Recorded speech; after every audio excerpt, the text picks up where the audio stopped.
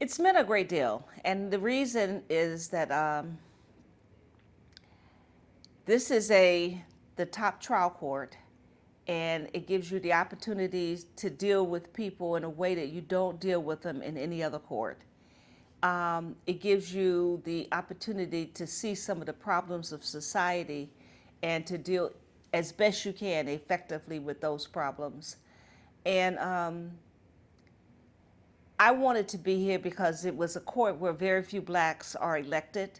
And being elected and being able to hold on was very important to me, as well as the need to do a good job. Is it important for you, for young African Americans, boys and girls, to see somebody in this position that looks like them? Absolutely, because it inspires them without us ever having a conversation, and it makes them think, I can do it too. But not only just black people, but women. So when I first started to practice in this court many, many years ago, it was basically men. And now, with the election of all the women, more women are seeing it, and more women now are saying, I'm going to run there too. And so now you see, I think the bench is almost even now. And so that's been a big, big, big change. So it's been great.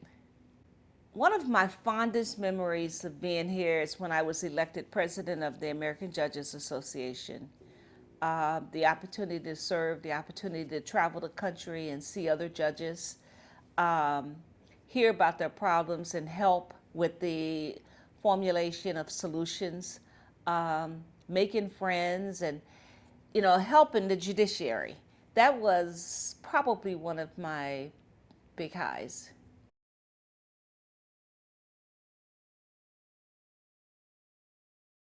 I think that we've seen people in general become more fair.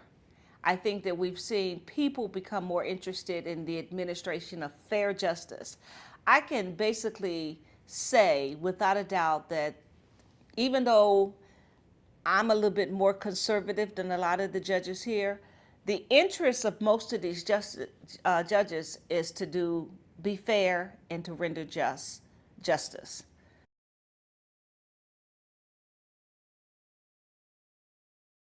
I don't know. I think I've been here long enough, and I think that I've fulfilled my expectations. So I don't know that I will miss a lot.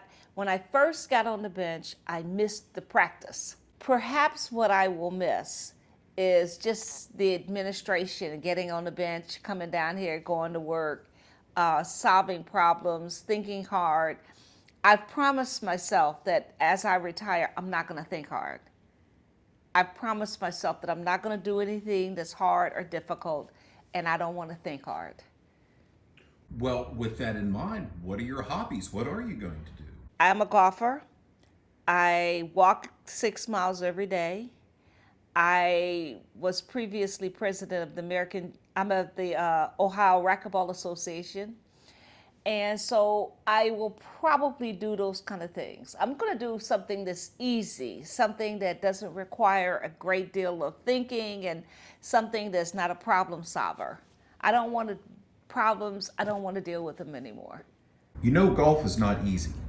I I've been a championship golfer. I mean, you know, I can't do anything easy. I have to do it hard. So I've played a lot of tournaments. I know golf is not easy, and I know that it is a thinking game. And for that, I don't mind. But I just don't want to do anything that impact others. I don't want to do anything serious. I just don't. Does that make sense? It does make sense. It does make sense.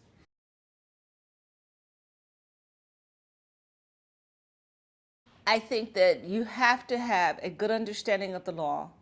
I think you need to have a feel for the community. I think you have to have a good sense of what's fair and what's not.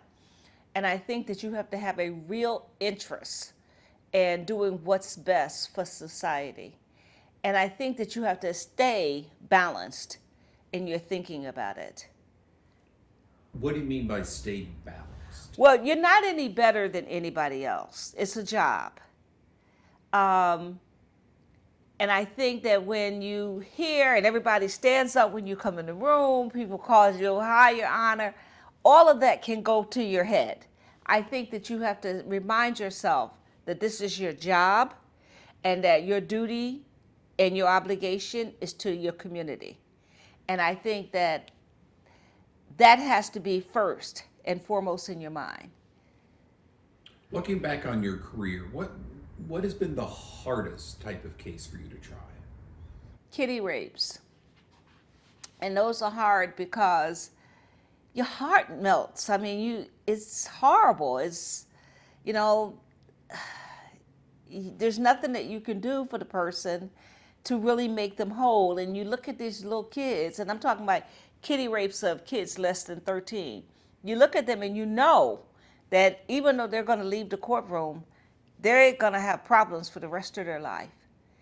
And, you know, you try to figure out what kind of sentence could best serve for somebody who's so damaged. And you know they're going to be damaged. You know that, you know, whatever happened, it's going to impact them forever. And so they're never going to grow out of that problem. They're never going to grow out of what happened to them. The trauma will always be there. It's always going to be there.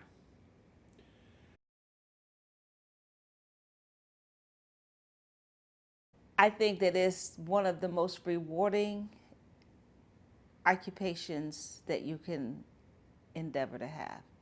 I think that the opportunity to help people, to argue on behalf of people, is just phenomenal. I worry now because I believe in equal application of the law. I believe that the garbage man deserves the same justice as the doctor. And that when you dispense justice, it ought to be comparable. I don't believe in unfair application of the law. But there are many people who think I'm too conservative. So I do believe in that justice ought to be fair all the time, no matter who it is. No matter who it is, justice ought to be fair. And I think that because the judiciary is the backbone of democracy, that it's important that we administer justice fairly all the time. I would urge all the judges in Ohio and across the country to hold on. I think that the strength of our democracy is going to depend on the administration of justice. And I think that it is still true that the backbone of a free democracy is the judiciary. And I think that we need to apply the facts to the law without consideration to who it is and be fair in our administration. And I think that's the only way we're going to hold on.